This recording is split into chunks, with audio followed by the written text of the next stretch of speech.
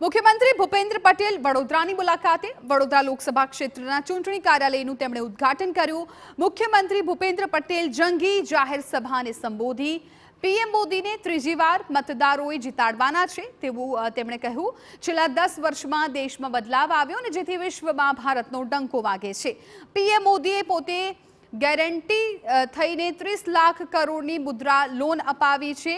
Guarantor થઈને અને નાના માણસોને ધ્યાનમાં રાખીને સરકારી યોજનાઓ બનાવાઈ છે। 25 વર્ષમાં ભારતને વિકસિત દેશ બનાવવાનો સંકલ્પ છે।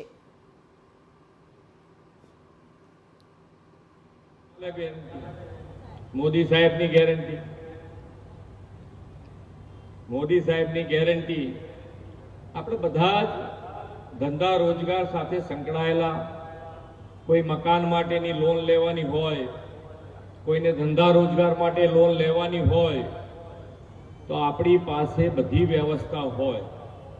એક જામીન દે આપવાના હોય તો એની વ્યવસ્થા હોય, ગીરો મૂકવાની વસ્તુ હોય તો એની વ્યવસ્થા હોય, પણ છતાંય આ બધી વ્યવસ્થા હોવા છતાં પણ બેંકવાળા આપણને થકવાડી દે ને, તો જેની પાસે કંઈ નથી, સામાન્ય માણસ છે, ગરીબ માણસ છે, આ બધાને લોન કેવી રીતે લેવી?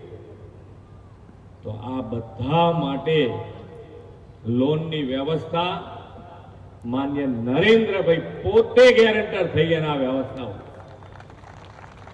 અને 30 લાખ કરોડ રૂપિયા મુદ્રા યોજના અંતર્ગત આ યુવાનો અને બહેનોને લોનો અપાઈ છે।